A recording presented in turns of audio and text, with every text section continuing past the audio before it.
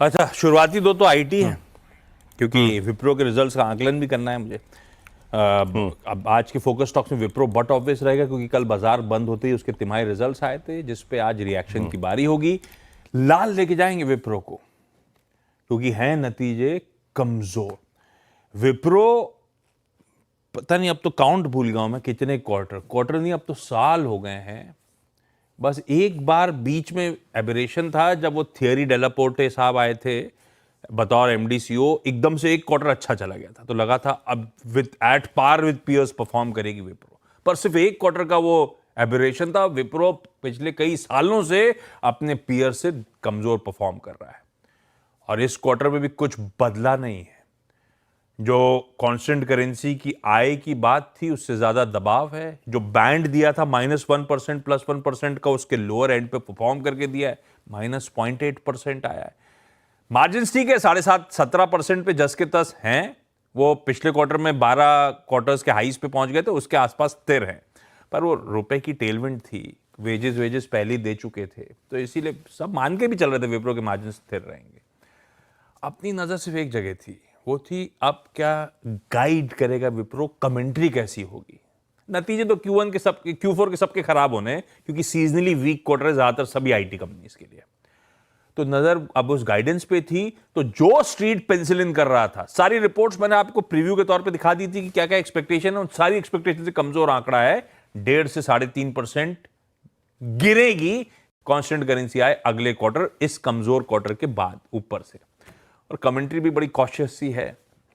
एक ही अच्छी चीज है, डील बुकिंग स्ट्रांग है, ऑलमोस्ट $4 बिलियन के आसपास। मैं रिपोर्ट्स में 3 बिलियन प्लस की बात पढ़ रहा था, 4 बिलियन की वो डील बुकिंग अच्छी है। पर वो डील बुकिंग किस हद तक मटेरियलाइज होगी वो देखना पड़ेगा।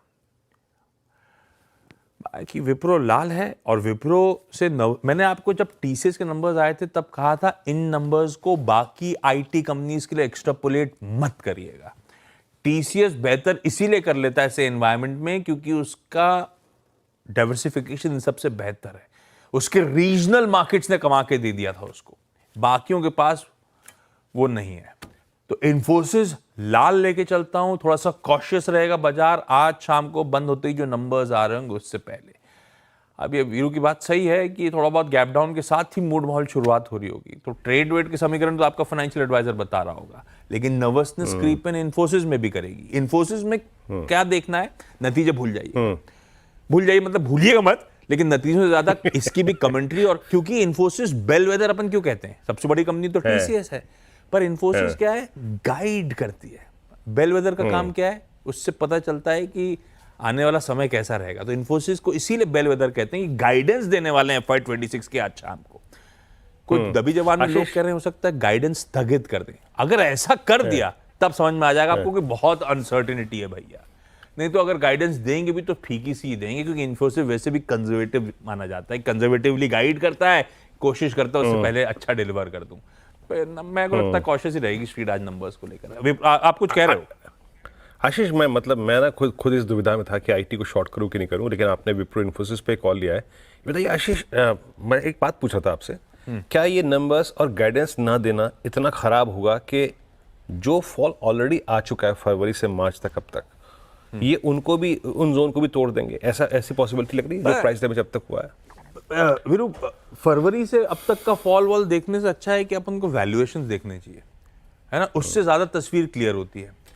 वैल्यूएशन बहुत स्ट्रेच्ड हुए थे, क्योंकि FY22 FY23 कोविड के एक साल बाद आपको याद होगा आईटी ने 2 साल गजब की ग्रोथ डिलीवर करी थी। Double digit constant currency growth थी किसी दिग्गज टीसीएस तक की, यह हाल था। तो वैल्यूएशन बहुत स्ट्रेच हुए थे इस बीच में। तो आज भी प्री कोविड जो वैल्यूएशंस कमांड करती है आईटी, उससे कहीं प्रीमियम पे करेक्शन के बावजूद ट्रेड कर रहे हैं। तो डाउन साइड कितना, ये तो एनीबडीज गैस। मूड कितना बिगड़ेगा आगे, हालात कितने बिगड़ेंगे, एनीबडीज गैस। क्योंकि इनका धंधा आता है बैंक से, और सारे रिजल्ट अच्छा है यूएस में बैंक्स के, लेकिन सबकी कमेंट्री बहुत कॉशियस थी यूएस बैंक्स की। अगर आपको याद होगा, अपन लोग ग्लोबल क्यूज में चर्चा कर रहे थे कुछ दिन पहले। तो थोड़ा सा एनवायरनमेंट कंड्यूसिव नहीं है, देखते हैं। ओके, तो ये प्रश्न मेरे जहन में था, तो मैंने आशीष से पूछ लिया। अब एक काम करते हैं, अगले 2 स्टॉक्स पे आते हैं। अगला 2 स्टॉक्स कौन से हैं? देखिए अगेन, इस पूरी बास्केट से हटकर मैं आईटी से हटकर थोड़ा सा आ रहा हूँ उन स्टॉक्स पे जिन्होंने कल काफ़ी अच्छी रेजिस्टेंस दिखाई। स्ट्रेंथ पे आते हैं अब। Strength, Apollo hospitals, look at Apollo, कल क्लोज हुआ 7,000 के ऊपर, गजब का स्ट्रेच लिया और इसने एक पूरा का पूरा 16 जनवरी से लेकर 25 फरवरी के बीच में, नहीं 3 फरवरी के बीच में, माफ कीजिएगा, जो स्विंग हाइस थे उनको बाइसेक्ट कर दिया। अच्छी बाइंग थी, 2% OI बिल्डअप हुआ और मोस्ट स्पेशली 7,000 के कॉल राइटर्स के ऊपर बंद हुआ। देखिए अब सप्लाई जोन तो इसने क्रॉस कर दिया। फाइनली अगला जोन क्या खुलता है? अगला जोन खुलता है 7245। अब दिमाग लगाइए क्या है 7245? 7245 7 जनवरी का जब इसने पहली बार 20 डेमा तोड़ा था वो जोन था। सो फाइनली 6950 के ऊपर स्ट्रेंथ परसिस्ट करेगी और 7250 इन दैट केस खुला हुआ है, जो कि टारगेट नहीं बोल रहा हूं मैं बोल रहा हूं अगला सप्लाई जोन है वो। और इसके बाद मैं रखूंगा bank of Baroda.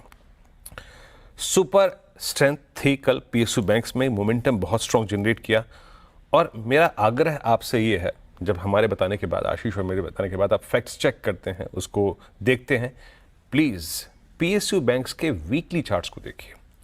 Weekly charts पे सारे एवरेजेस के ऊपर BOB क्लोज देने जा रहा है और अगला सप्लाई जोन वीकली चार्ट्स पे ही परसिस्ट करता है करीब करीब 257-60 के जोन में।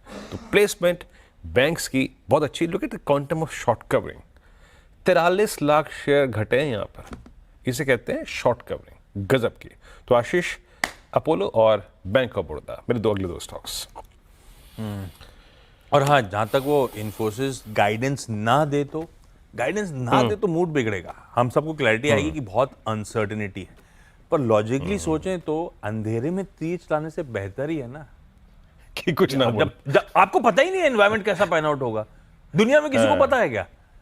तो फिर ये लॉजिकल है। वैसे मेरे ख्याल से मूड ठीक होगा बाजार का तो सोचेगा ऐसे ही बाजार की, यार अंधेरे में तीर चला नहीं रहे हैं, अच्छा है, बेहतर है। लेकिन ठीक है, देखते हैं क्या गाइड करते हैं। एक गाइडेंस का लॉजिक ये होगा कि जो ऑलरेडी ऑर्डर्स विन हैं हाथ में, वो एग्जीक्यूट कर रहे होंगे हम लोग, तो थोड़ी बहुत क्लैरिटी उस लिहाज से जरूर है इन सबके पास। खैर, दो ऐसे स्टॉक्स हैं जिनकी आज इंपॉर्टेंट बोर्ड मीट्स हैं। अब ये ध्यान रखिएगा कि ये बोर्ड मीट्स आज की कहानी नहीं है, ये अनाउंसमेंट्स आए हुए कुछ दिन हो गए हैं, सबको पता है कि आज बोर्ड मीट शेड्यूल्ड है, तो कोई अब वो आउटकम पर डिपेंडेंट होंगे इन स्टॉक्स की चाल। दोनों इंटरेस्टिंग बोर्ड मीट्स हैं, Adani ports and special economic zone और दूसरा IDFC first bank. IDFC first bank तो काफी पिटा हुआ है, कहां बैंक निफ्टी खड़ा हुआ है और कहां बैंकिंग दिग्गज खड़े हुए हैं और कहां IDFC फर्स्ट बैंक खड़ा हुआ है। दोनों की फंडरेज है शेयर इशुएंस के through, preferential issue of shares. किसको, कितना क्वांटम, किस भाव पे, ये सब आंसर नहीं पता अपने को, आउटकम का इंतजार करिएगा। लेकिन ये दोनों स्टॉक्स वीरू आज अड़ा पे रहेंगे। IDFC first bank. अगले मेरे दो ट्रेड्स हैं भारतीय एयरटेल। वो जो कहते हैं ना, प्रत्यक्ष को प्रमाण की जरूरत नहीं होती, कल ऑल टाइम हाई पे क्लोज हुआ। आशीष, गजब का मोमेंटम था। मतलब आप समझिए, जब मैं क्लोजिंग में आके बैठा उस वक्त के पुट राइटिंग के जो स्टैट्स आते हैं टिक्स पे मेरे, गजब थे। कल 1800 पे अच्छी पुट राइटिंग भी हुई, 1822 पे क्लोज हुआ है। और मोस्ट स्पेशली चार्ट्स को अगर आप रीड करें डेली को, डेली से ज़्यादा आप वीकली को रीड कीजिएगा और आप फ्लैग टेक्निकल्स में पढ़िएगा, फ्लैग क्या होता है। और फ्लैग का जो इस वक्त प्लेसमेंट वीकली चार्ट्स पे है ना, वो भारतीय के लिए एक नई ट्रेजेक्टरी की तरफ इशारा कर रहा है। कल गजब की शॉर्ट कवरिंग थी, फाइनली जो शॉर्ट्स थे भी वो यहाँ पे कवर हुए और डे हाई पे क्लोज हुआ। देखिए, इसका वीकली पर और डेली पर जो टारगेट बनेगा बहुत बड़ा बनेगा, लेकिन वो मध्यम अवधि का टारगेट होगा। But for daily prospective I think 1839, 1856 ये जोन भारतीय के लिए खुला हुआ है। और इस सेगमेंट का लास्ट स्टॉक दैट कैम्स मेरी टीम में पिछले 3-4 दिन में रहा भी है। कैम्स फाइनली अब आ गया है जिसे कहते हैं जजमेंट डे या फिर सबसे क्रिटिकल लेवल, और वो है कल इसने 100 EMA को स्ट्राइक किया। कल बाइंग ठीक थी, बहुत सब्सटेंशियल नहीं थी लेकिन ठीक थी, लेकिन डाउटफुल एनवायरनमेंट में वो बाइंग थी। डाउटफुल इसलिए कह रहा हूँ क्योंकि क्लियर थॉट्स तब होंगे जब ये पार करेगा फाइनली 3950। अब वो 3950 क्या है, 200 EMA प्लस वो एक राउंडिंग बॉटम का ब्रेकआउट होगा। तो camps placement strong and more specially above 3920, 3940। आशीष, मेरे 6 स्टॉक्स पूरे। अच्छा, अगले दो में एक तो खैर BHEL ग्रीन रखा है। वैसे सरकारी कंपनीज बढ़िया, सरकारी कंपनी, सरकारी बैंक स्ट्रॉन्गर स्टेड में नजर आ रहे हैं। BHEL का कल अपडेट आया कि बार्क के साथ, यानी कि भाभा एटॉमिक रिसर्च सेंटर के साथ एक टेक्नोलॉजी ट्रांसफर एग्रीमेंट करा है। बेसिकली इलेक्ट्रोलाइजर सिस्टम्स जो हैं हाइड्रोजन प्रोडक्शन के लिए, उसकी टेक्नोलॉजी ट्रांसफर करी जाएगी BHEL को। तो मिक्स मैट्रिक्स मेम्ब्रेन डायग्राफ, ये वीरू समझाएंगे क्योंकि BHEL में ही रहते हैं। ये है क्या, ये बताएंगे। आसान शब्दों में ये कहना है उनका कि जो एल्कलाइन इलेक्ट्रोलाइजर सिस्टम्स हैं, अब हम इंडिजिनसली डेवलप कर लेंगे इस टेक्नोलॉजी के बाद। तो हम नेशनल ग्रीन हाइड्रोजन मिशन में अब तगड़ा कंट्रीब्यूशन करने जा रहे होंगे और मेक इन इंडिया में। तो टेक्नोलॉजी आने के बाद फुली इंडिजिनसली डेवलप हर चीज़ कर रहे होंगे, अच्छी खबर है।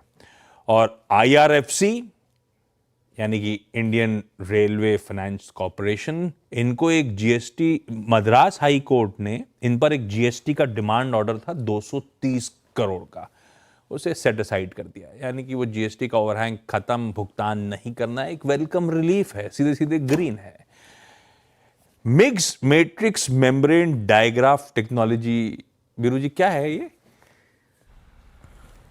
है भाई साहब, मुझे माफी कीजिए इसमें, मुझे माफी। अच्छा वो सुन लिया, नहीं तो वीरू ऐसा भी कर सकते थे। हाँ, ऑडियो नहीं आ रहा है, ऑडियो नहीं आ रहा है। ब्रेक ले रहे हैं, ब्रेक के उस पर लौटेंगे। हाँ। मैं अभी BHEL वाले की खोज रहा था अभी मैं बैठ के। नहीं, अपना एक मित्र इंजीनियर है वहाँ पे, पूछेंगे उससे क्या है यहाँ पे, क्या बन रहा है, क्या बना रहा है आजकल। तो 8 बजे के शो में ये एक्सप्लेन करेंगे अपन, लेकिन कोई ना कोई बड़ी टेक्नोलॉजी, नाम से तो ऐसा लग रहा है। अभी वो गेट के सामने खड़ा होगा, 8 बजे फाटक खुल जाते हैं BHEL के, समझ रहे हैं? अच्छा, सब इंतजार करते हैं जैसी फाटक खुला सारे एम्प्लॉइज अंदर।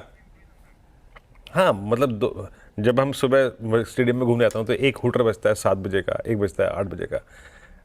उस हूटर से ही एक 6 बजे बजता है, सब उठते हैं BHEL में, तो अच्छा लगता है देख के। हाँ, 8 बजे के आसपास, 7 बजे के आसपास सब एंट्री तैयार होती है एकदम। हाँ, चलिए ये, हाँ, ब्रेक ले ली जाए। ब्रेक के उस पार जब लौटेंगे तो हम दोनों अब अगले 4 स्टॉक्स पे बातचीत कर रहे होंगे।